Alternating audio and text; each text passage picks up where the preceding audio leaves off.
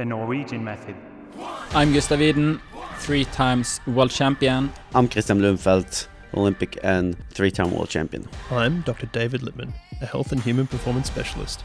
And welcome to the Norwegian Method podcast. The Norwegian Method. The Norwegian Method.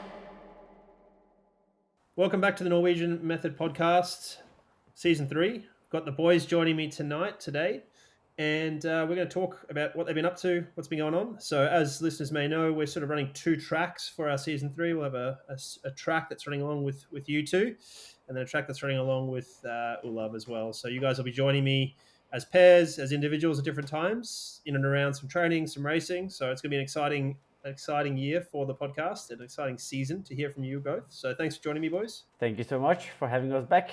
It's it's nice to finally be starting off the 2025 year and getting well into the training.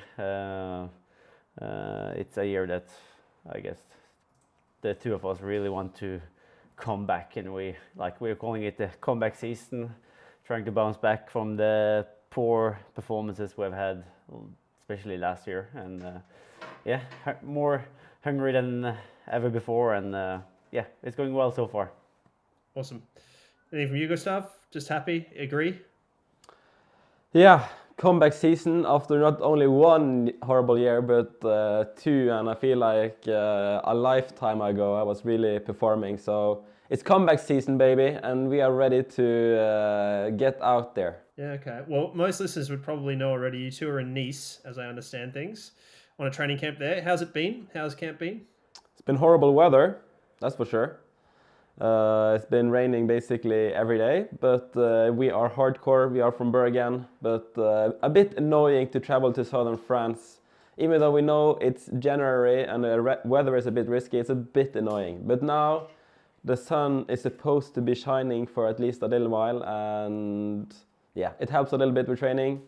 For my part, I have been sick for a way too long time. Very annoying, especially when I felt like training was going good. But I had a good training weekend this weekend, and I'm trying to not get too eager too fast. But I would say the bike session yesterday was good, and I also managed to have some issues with my foot again. But I think it's under control, but you never know. Maybe I'm getting old. That was like the first week we went out for a ride, and both me and Casper were wearing long legs on the bike, and he was like too optimistic, thinking that we are in south of France, of course it's going to be a short bib, and then in the first downhill he felt it in the muscle. So aside from bad weather, camp's been going well though, boys. Obviously you're a bit sick, Gustav, but other than that, all good? Yeah, it's been pretty smooth for me, at least. Like 5 good weeks at home where I felt the shape was coming very quickly around, and we've been training like around 33 hours a week here, and of course like some of the swims then often feel a bit more coming in with low energy, but it still feels like it's coming along, and especially the run and bike have been good progress, at least from my side, and also feeling good or more confident in the course, and getting like an idea of how the hills is, and where to put in the energy, and also in which way you have to pace during the race. And you've been doing the same sort of volumes, Gustav? That's sort of 33 to 35 hours, or a little bit less? No, I have a little bit less. I would say around 28 hours. I think this week will be good. Maybe just over 30 this week. So looking forward to put in some big hours. It's good to get the work done, and it's fun being with the boys. Now we also have I guess we're going to talk more about it later in the season, or maybe this episode, but we also have Casper with us training. We kicked out Kenji. No, not really, but he is in Japan, and now we got the local boy Casper with us again. That was going to be it's very cool. We have been together since basically the start of the career, and had a few years where he was more with the national team, and me and Kristian was more private, and now all of us are kind of private together. It's a good vibe in the team. And has he joined you guys? Is he staying with you guys, or is it just his sort of training partner? No, we are all in together. So should we expect a cameo on the podcast from him? Is he going to step into the side of a frame sometime soon? Maybe. I think he's in his room. Okay. Yeah. Very good. Keeping us having a quiet living room and podcast recording. So I love it.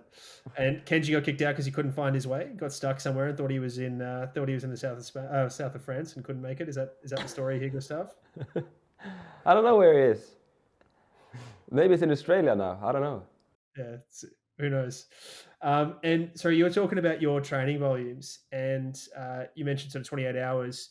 How's your run volume going? I think listeners would be interested here. You obviously mentioned a little niggle in your foot, but how's it all going? So as you know, I had issues with my Achilles for basically 2 years, and it's coming, from like a tight muscle in my calf and all the way up. And this time around, it was not the Achilles, but like on the other side of the calf. So it was the knee this time, but it was the same kind of reason for it getting there, but a different, injury point. I wouldn't say this was an injury though. It was just a little bit of, it was a bit of a niggle for a few days. But I got some treatment from a local guy here, and I think it's been working well. But the issue is that when you get sickness or something that's disrupting your daily training, and you suddenly run a little bit less volume and a little bit more volume, I think that's the worst for running injuries. You really need to stay consistent and build slowly. And even though I know this, and even though everyone knows this, it's still hard to do because you have the fitness to do it, but you don't have the robustness. So I did the same mistake as I guess most of our listeners are doing. You have 2 weeks with a lot of free time. Maybe you're going to training camp or vacation or something. You have a chance to run more, and then you run more, and then you regret it later because it's back to square one. But I managed to take this before it's really developed into something worse. And now I'm on the stretch program. So now I have 7 minutes of stretching like 5 times a day to just try to loosen up the fibers in my calf. And I actually do think it makes a big difference. So hopefully this is the key to success. That's good to hear. And so, but running volume coming back is what the take home from that. Probably more than when we last heard from you, but not quite there yet. I had a couple of weeks with over 100K. And now last week I had 75. And this week I'm aiming for 75 again. And then maybe 90 in 2 weeks. So building. Yeah, getting there. That's a lot of volume. People will be happy to hear that. So that's good to hear. It's good to hear. So you boys are down there looking at the course, no doubt. I don't know if anybody else has realized this, but there's a big race there later in the year that you guys are focused on. Have your thoughts on the course changed at all? Anything that you've sort of been riding or anything like that, or running and thinking, actually, this is a little bit different to what I thought? Not really. So we did 70.3 in 2019. So we sort of knew the last downhill because that's the same. But the climb we did back then, which was quite steep, is not part of the full distance course. So this time, for the first time, we were able to see how the real climb for the summer will be. And it's about like a 25-30 minute climb, and then it's a few minutes of flat, and then it's another 15-16 minutes of climbing again, and then you're sort of done with the whole climbing. It's more like flat sections, a little bit like twisted turns, a little bit of short technical downhills, but not super crucial. So I guess if you're losing some meters, at least in the first downhill, you can try to catch up again, but then of course you will have to burn some energy in order to catch up again if you're using it by power. But It's a interesting course, challenging one, and it can create a lot of gaps if you have paced wrong. And I would say it's a quite a stressful course. It's not like you can just push mindless powers. And as Kristian said, it's not as punchy maybe or like steady climbs as the 78.3.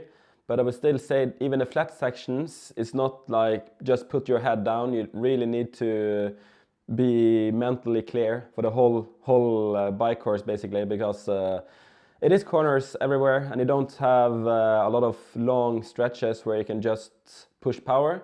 So I am a bit mindful of my position that is very stretched out, because yeah, forward visibility is sometimes a bit limited.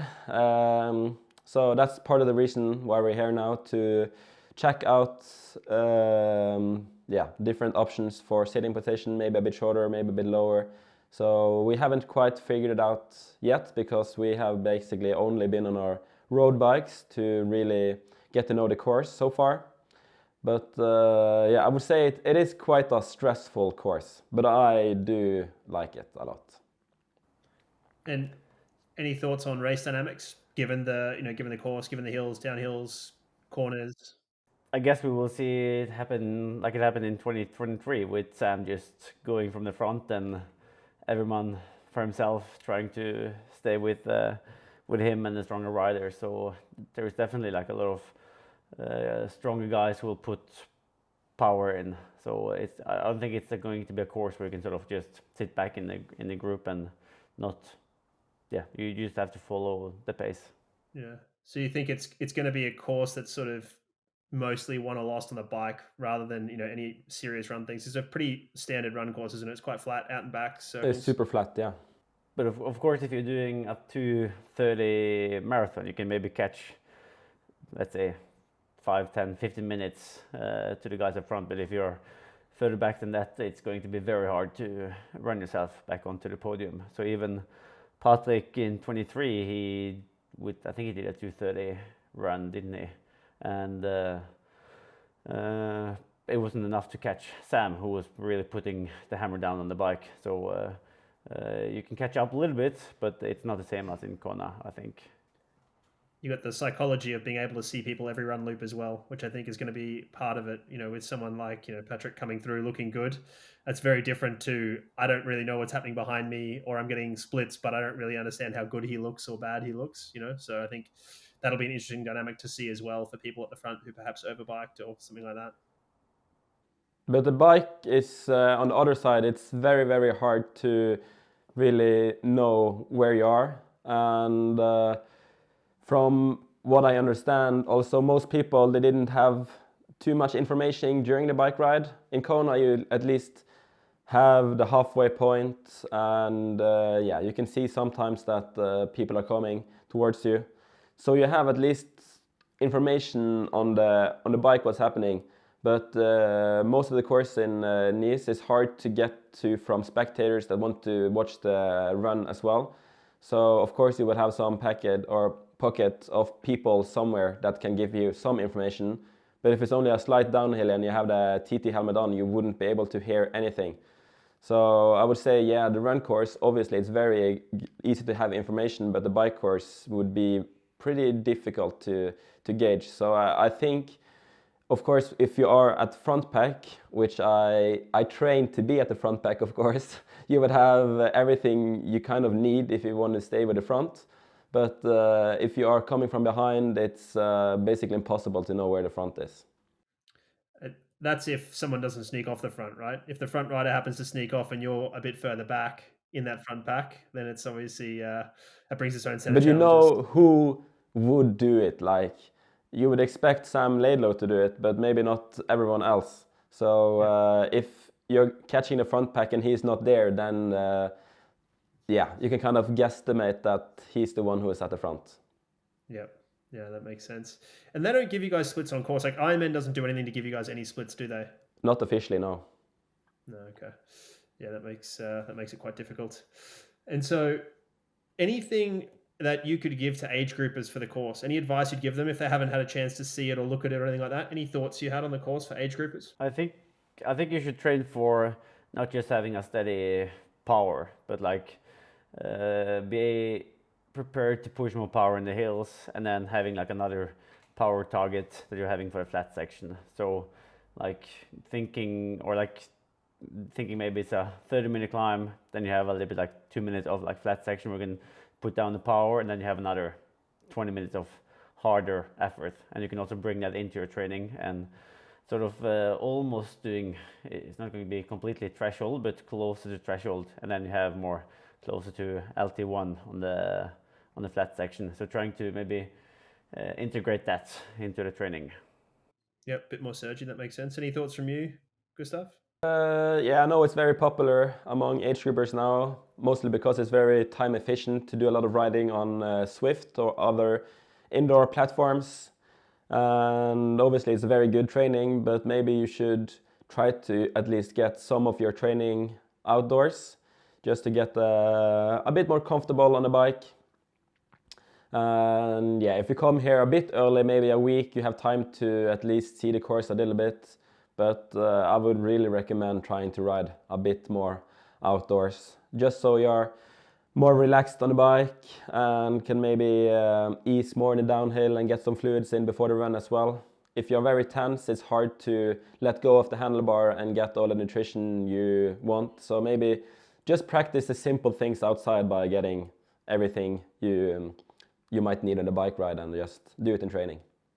Yeah, and so you're talking specifically there with the lens towards like skill of descending, particularly on a course like that, because you can't descend on Zwift, and you certainly can't learn technical bike skills on the Zwift. So yeah, I think that makes so much sense that it's a key part of the race in general, but certainly something you don't want to mess up, even if you're just out there for your own time, because you need to take nutrition, and it's going to be a bad day if you can't. And those descents, they may be easy from a physiological standpoint, but they're not short. They're not 1 minute, 2 minute descents. They can be a bit longer. So yeah, no, that's some good advice there. So I'm sure the listeners will appreciate that.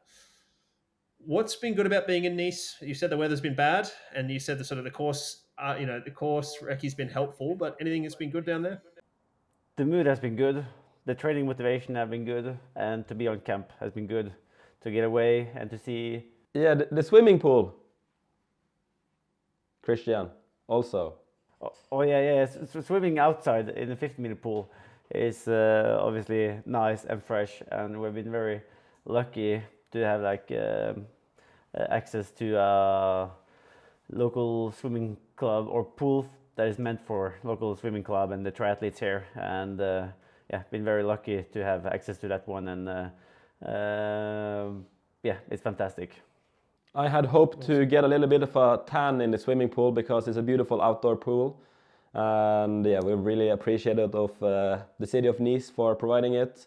But we are swimming in the morning, so no tan so far. But I would say that's one good thing about being here. And also riding towards, we had a really, really nice ride towards Monaco and met up with American cyclist who rode with us a little bit, Larry, and it's just cool to see how so many people here, so many pro athletes and cyclists, and it's not always you get a chance to train too much with other athletes, and now we just had a simple ride, but it's still fun to see how many people who dedicates their life to the sport. In Bergen we don't have too much of that because no one moves to Bergen to train.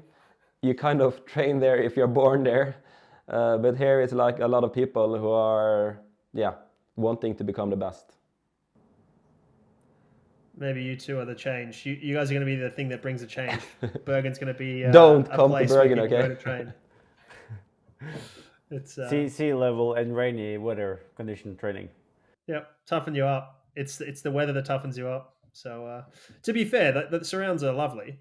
Like, it is a really beautiful place. So it's just the weather's not so beautiful. Every time I come to Nice, I'm thinking this is a place I want to live in the future. And I honestly think if I win in the World Championship, I think I would buy an apartment here, actually. Okay, and not in Monaco. You want to be in Nice. Ironman doesn't bring in Monaco money. Not even a T100 and Ironman combined is enough to really make a profit to go to Monaco. But yeah, Monaco is also very nice, but it's a bit too busy maybe. I think I want to stay a little bit outside of Nice, because Nice is also very busy, and that's one of the most negative things about this place. Is it's cars everywhere except if you go way outside of the city. But yeah, to be honest, it's pretty quick to get around outside of the city, but yeah, I just hate traffic. Yeah, no, I got you on that. We share that hate. We have been using Plasmade for the last 18 months, and what I love the most is how it helped me get ready for the hardest sessions. A hard session is tough in itself, but with Plasmade it just gives me that little bit extra that helps me perform every single time. We use Plasmade approximately 40 minutes before training and sometimes before flights. After using Plasmade, I feel like the oxygen is just more available in my muscles. I felt like every single breath is utilized more. Alongside their orange, strawberry and watermelon flavors, Plasmade have launched a new delicious pineapple citrus flavor. Visit plasmade.co.uk and use the code NM15 for 15% off your order. Let's talk a bit about training. So what have your weeks looked like down there? Like, have you had a weekly structure, or has it been a bit more varied? What's been going on? Talk us through a week. Yes, so now we're back to a 7-day structure where we're having 2 tough sessions in the pool, 2 harder sessions on the bike, and 2 on the run. So 6 sessions in total with intensity, and then a little bit easier every Monday and Friday. But compared to previous years, we are having a little bit more, I would say, training on the easier days, and just in order to get a little bit more volume throughout the week, and also trying to have a little bit more balance throughout, like the sessions, in order to the timing where it's been placed in. So having intensity on the bike on Tuesday and a hard swim on Tuesday, and then we're having a track session on Thursday on the run, and tough swim in the pool on Saturday, and then a tough bike and run on Sundays, and no swim on the Sundays. So yeah, it's a typical 7-day cycle with a little bit of everything for now. Yep. And so you said Mondays and Fridays are easy. What do they look like? Podcast. Podcast, it's like 4.5K swim, 15K run, and an hour, not gym, but like dry land workout, working with the mobilities. So having a little bit more structure on the mobility and the muscles and the core, just in order to get a little bit smoother in the water. So we're doing that both Monday and Friday. So if you're looking at Strava, that's what's popping up as a strength training. But yeah, it's mainly like mobility work and stretching. So that's a little bit of a change for you guys. I mean, historically, you haven't done a lot of accessory work. It's been mostly sort of triathlon stuff. I don't want to... Don't shoot the messenger here. Is this an indication that you guys are embracing a little bit of perhaps father time? Is it that we're getting a little bit older, we feel like we need to look after ourselves now, or is there something else? We did it before, more actually, a few years ago. Then it kind of started when we went to the Olympic school in Bergen.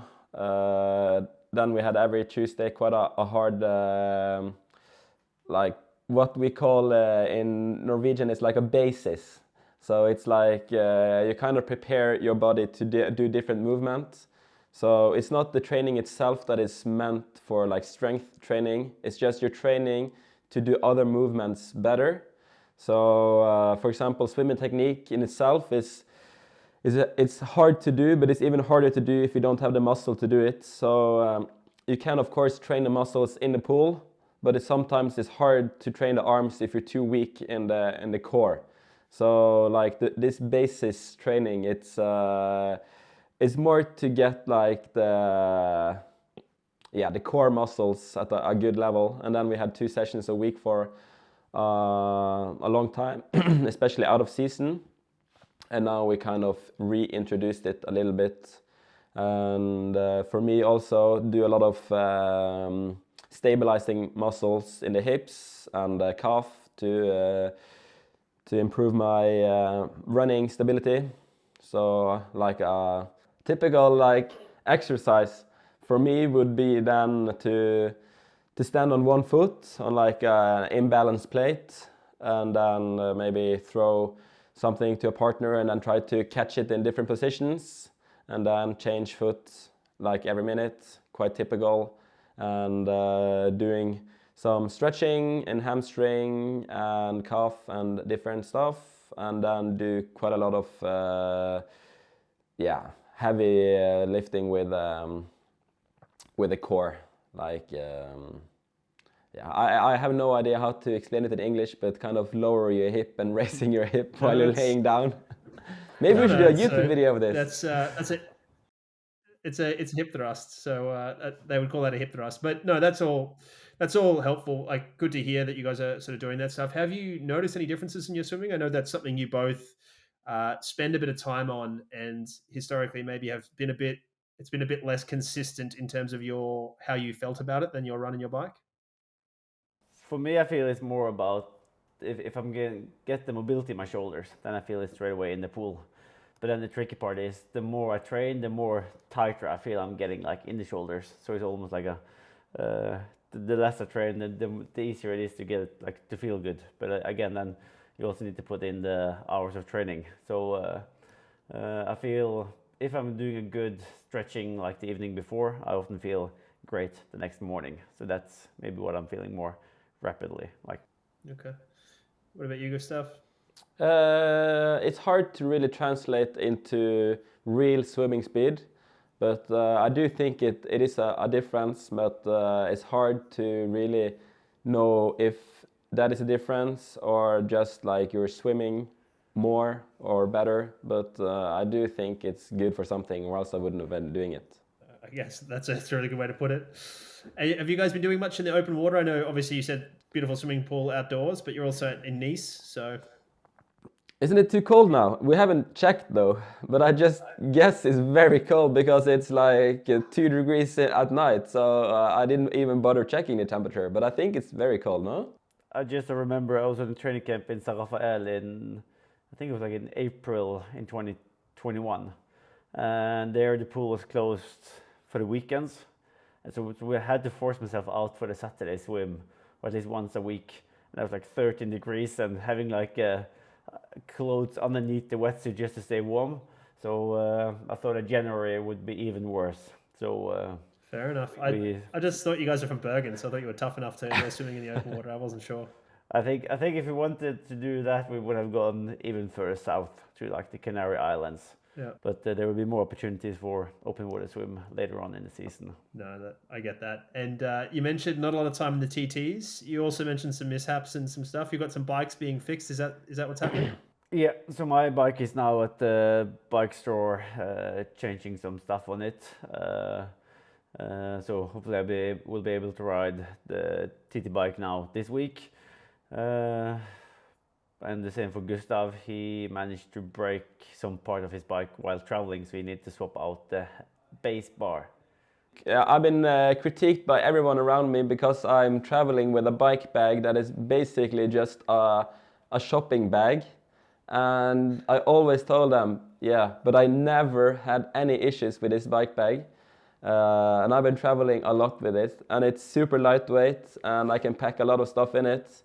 But now it finally happened. I broke my base bar. And yeah, I have the new Trinity, so it's not like you can just go to the bike store and buy a new handlebar and then get it on. I had to get it sent from Taiwan, but Giant was super helpful, and it got there really quickly. And then I tried to change it myself, but you know, hydraulics and everything has to go through that tight handlebar, so I gave up quite quickly. But I did actually try though. But I was just not handy enough, so now I also gave it to the Giant store here in the Nice Riviera area, so they've been helpful. Hopefully we'll get the bike back soon so we can get some TT training done. Yeah, well, I'm glad to hear you had a go yourself, and I'm also glad that you've decided to not actually do that yourself and give it to the professionals before. Especially the brakes here in Nice would be not too good to not working. Exactly. Don't mess with the cables. Leave that to Yeah. the professionals. I like that.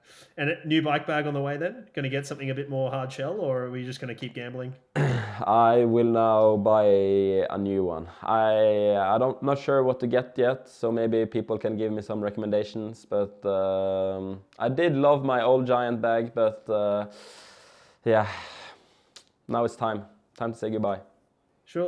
Surely Giant has some advice for you. Surely they have some new bike bag type of thing for you that they can. Yeah, maybe. They I don't can do know. that. So maybe send this to them and see what they have to say. Otherwise, where are people hitting you up? Strava or DMs? What are we doing? It doesn't matter. It doesn't matter. He's not going to read the DMs anyway. All right. How about comment on this? Comment on this if you're on Spotify. Comment on this episode, and then Gustav can go have a look. That's even worse because I don't even have Spotify. You guys are going at the same time. Send them to Kristian. Okay. Well, so DM Kristian, and then he'll pass it on to Gustav. I read Strava comments though. I like this. Morton's hydrogel technology encapsulates carbohydrates, making their gels and drink mix easy to consume and easy on the stomach. With no added colors, flavors, or preservatives, you get exactly what you need and nothing you don't. It's the fuel we rely on both trading and to execute on the race day. To get 20% off your next purchase on morton.com, simply enter the code TNMS2 at checkout. The code is applicable once per customer on all products except the Morton Bike Hub system. Valid until December 31st, 2025. All right, and onto the running stuff, guys. Have you been running much time in carbons, or is it still too early in the season to do anything in carbons? Some sessions in carbons, like yesterday, I used them for the last 4K of the intervals, but just enough to get like a feeling of the shoes and playing around with the different version that we're having from on. So a little bit of the light spray version, a little bit of the traditional strike, and also with the EcoBoom 3, and then but mostly in just the basic shoes like the Surfer, like with very little of support, but just like enough to feel like that the calves are working, and also the Cloudboom zone. Yeah. And what about you, Gustav? I know we talked previously about just getting back into some carbons late last year, I believe it was. Late last year you just got back into some carbons. How's that been progressing for you? Are you still out of them, or are you spending some time in them? I am mostly running without carbons now. I also use the Cloudboom zone. So it's a bit of, it's like they have the super foam in them, but no carbon plate. So it's very good for, intervals. And yesterday we had a pretty okay day with a long bike ride and a hard run after. And only running 320 at the moment and trying to, run like hard-ish, but my lactate was super low. It was 1.5, which is not amazing at 320 pace, but for me now it's still decent. But I've been focusing more on using the calves and getting a little bit the feet under me. And I think I wrote on Strava that I was 1K away from rhabdo, like I think it's an English word, like rhabdo, when you get like muscle damage. Rhabdomyolysis. Yeah, my calf was just like blowing up after 6K, but I managed to stay with it and don't go in the carbon trap. Don't make it easy for myself. So I think I will have to stay hard and not run too much in the carbon before Oceanside. So just try to get my calves as big as Kristian. On the shoe side again, I've also tried to ramp up a little bit of the distance I can do with spikes. So I didn't bring my spikes down here to Nice, but for the winter I used it more and more by the end of the track sessions that I did, just to strengthen up the calf muscle to see if that's going to help for the stride and the punch in the stride. So I think I overdid it a little bit in the off-season. First session where I put it on, I think I did 10 by 400 from no training. Then I felt it quite badly for like a week or 2 weeks. But since then I felt I was enjoying running in spikes on the track. So I think even though it's a little bit of like carbon and foam in them, I think they will be great shoes to use for longer sessions as well. And so, mate, are we breaking news here? Are you going to Grand Slam track? Is that what's happening? You're not going to professional cycling. You're going to the track. Is that what we're doing? Is that the news we're breaking?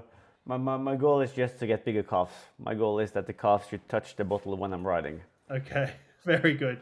Should be able to stand there and have your calves touching. Who's doing 10 times 400 on a track with spikes in their off season? Well, I thought he was talking about spikes for the snow. I thought, No, because I saw a bunch of you guys going out about hip deep in snow. No, I don't have spikes for that. I ordered them from on probably like a year or 6 months ago, and in the off season I still haven't used them. And I really like they were looking so like good, and so I just had to put them on. So I went from the new place where I'm living now, and I just walked through the forest up to the track, and enjoyed myself on the track. You didn't use the shoes to the track as well, no? No. Yeah, well, thankfully we were smart enough not to do that bit as well. Uphill in spikes is something else as well.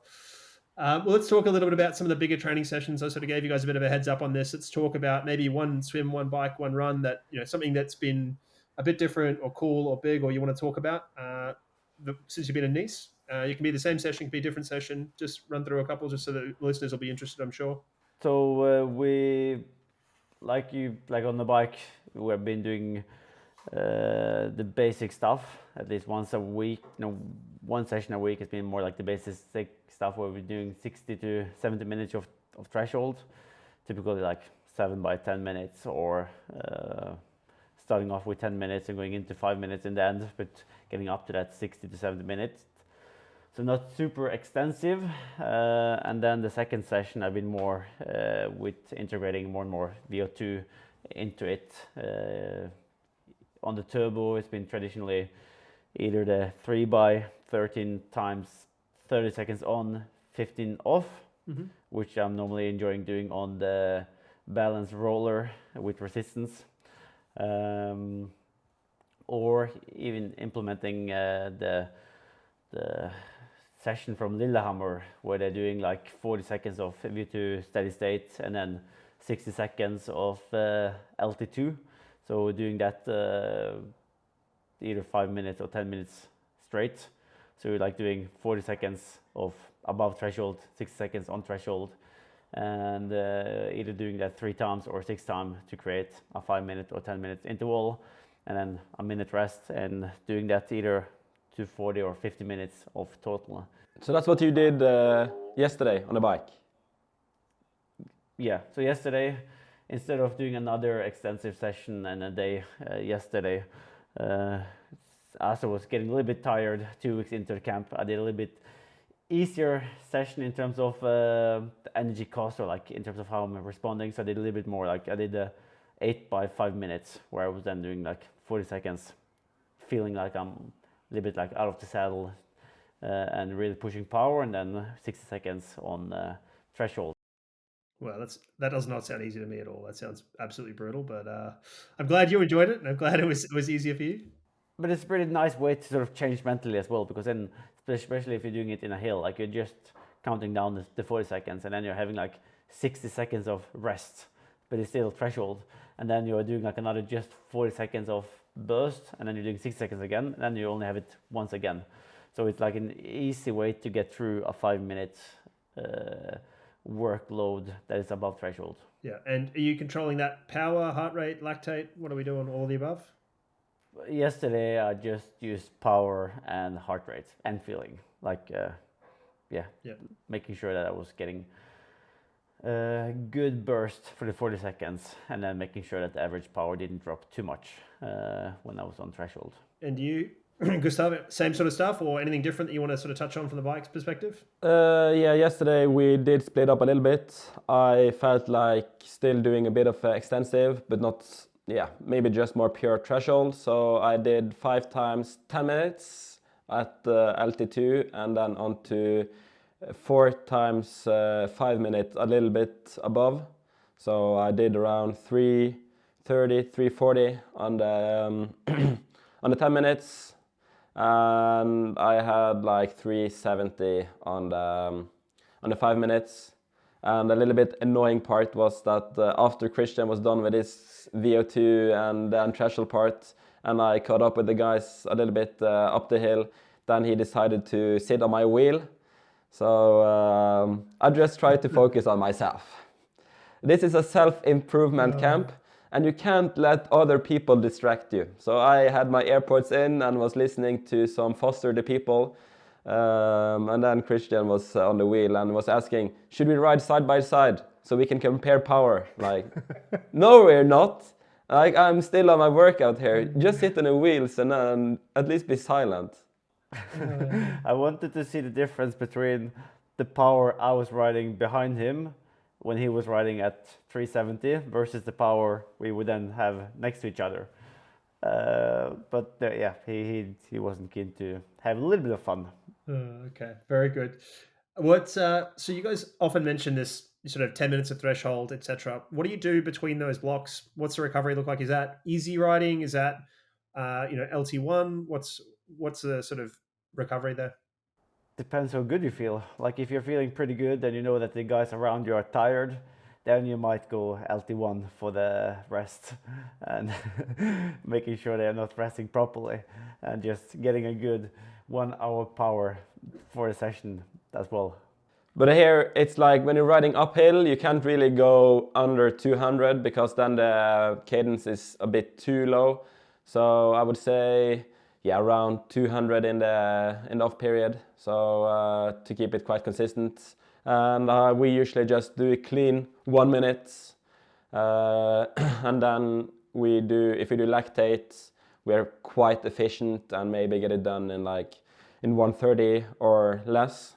So usually just a minute. But that's just for the threshold part. When we do VO2, we often take more rest. But you had 1 minute now, yesterday. Yeah, but it was VO2/threshold. So I felt it was okay to just do 1 minute. But usually we have longer in that session as well. It's sneaking less rest. The only guy in the world who's sneaking less rest, not more rest. No, but you can use the rest to sort of get like a different stimuli off the session. Like the more rest you're doing, the more spikes or like the more difference you want to have from the VO2 to the LT2 part or in the session as well. And the more tired you are, the less variation you can put into the same session. So you can do the same session in many different ways and get different stimuli from it. Yeah, no, that is actually very true, and it's good for listeners to hear that. Let's talk some swim, guys. What's a session or so that's been good on the swim that you've enjoyed or that you've been doing? We've been combining having 1 day of threshold, quite basic 2.5 to 3K, either like building it up from 15 times 200 to 10 by 300, 5 by 600, and trying to keep in mind what we did previous week, so we can sort of build it up gradually throughout the block. And then we've had 1 session a week with more pure VO2 work, either like 3 by 6 or 7 times 100 at the higher pace, and then a little bit of easy swimming after every 6th or 7th, or doing the same with 50s. But we haven't been implementing that one into 400s or 200s yet, but we'll probably do that as well. Maybe as we're getting into Sierra Nevada camp, where we're doing a little bit longer VO2 intervals. Yeah, and so that's the progression. That's the next step, is to continue that sort of pace, or that speed, velocity, and then extend it out a little bit.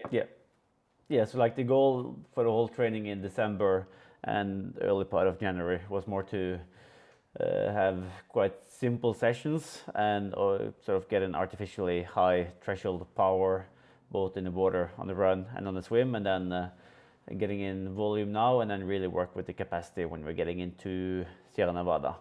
So we haven't really been on the extensive side, neither on the swim, bike, or run yet. Awesome. And similar for you, Gustav? You've been swimming similarly, or something else to add? I have been dividing up the threshold sessions even more than Kristian because my fitness has just not been there where I can swim 500 meters like with high quality, and it's mostly to do because when I was sick it was mostly infection in the respiratory system, so swimming is like you have to breathe quick in and out, and that's for me like it's a technique that is hard to really master, to relax and at the same time breathe really fast. So I do notice a lot in the pool, so I have been dividing up the swims in either hundreds or 200s, even for the threshold part. But tomorrow I am aiming for 300, so it's at least slightly more. Some progression. That's all we can ask for, right? A little bit better every time. And what about the run, Gustav? What's been happening for you on the run? Last week I had 2 interval sessions. The first one was the classic 2 times 10 times 400, where I did everything at 120, and it felt pretty okay. And then yesterday after the bike we just said the 5 times 10 plus 4 times 5. I did a 10 times 1K. We were hoping to do it on the track, but the track was closed on Sundays. So we were thinking about jumping the fence, but in the end we decided to do it along the river here in Nice. And I did like 320 pace, and it is okay. Like it's not great, but as I said, my calf muscles really struggled on that session, and I did a planned no run today, so it's not like it was a forced no run, because a planned no run and forced no run is 2 totally different things, and especially in feeling. So while the others did their run along the promenade today, I did my bike ride up towards Col de Vence. It's a beautiful climb here. So the run has been going okay. But the police actually did come and kick us out as well. So even though we were trying to be good guys and not run on the track and jump the fence, the police came at the river to throw us out. So apparently not allowed to train too much on Sundays here. And the track was also closed on Thursday because of rain. It was orange weather. So we had to do both of the track sessions that were supposed to be on the track alongside the river. And I was doing 3 by 10 minutes together with Casper, plus 5 by 1K on Thursday, and then 5 by 1K with 10 by 400 yesterday, so on Sunday, with quite short rest just to get up the ventilation on the run. So only 9K yesterday, but with a little bit higher pace in order to activate the muscles without costing too much, as I was quite disappointed with my swim from Saturday morning. That was a garbage swim session, so using the Sunday to just get through and get a little bit more energy from it. And what's a short rest? When you said short rest, you're talking 10 seconds, 30 seconds? 30 seconds. Got you. So 30 seconds on the run is quite annoying because it's barely enough time to sort of, you're like lapping a watch and then you're turning around and it's like 10 seconds until you have to get back to the starting line again. But it was quite nice running alongside the river because they were like marked up every 50 meters. So then it's nice to have like some visual goals and knowing that it's exactly the same distance every time, because like GPS might vary a little bit. That is good. Did you bring your spikes though for the track or not? No, I didn't this time. So, but I'm getting the calves activated enough. Very good. On the run so far. Very good. All right, last little bit, boys. I won't keep you much longer. So you're heading to Sierra Nevada shortly. Is that the case? 3rd of April, I think. So we're having 2 more weeks here in Nice, and then 2.5 weeks home in Bergen, and then 1 month in Sierra Nevada, and then we go to Oceanside in 1st of April for the boat 7.3, and then Texas Ironman in end of April. Yeah, 3rd of March, of course, to Sierra. It's a long while until the season, even though I feel like I'm 2 or 3 weeks away from race fitness. Okay. And so so you're heading a couple more weeks there, a couple weeks in Bergen, and is that stuff, is there anything specific you're going to do to prep to head to Sierra Nevada? Is there anything you'll do to prep for the altitude or anything like that? Nothing specifically, no. So some people, I guess, do some artificial altitude before altitude to just get ready, but we have never tried it before. So usually we just come to altitude, take it easy the first few days, and then build up the intensity, but the volume stays high all the time.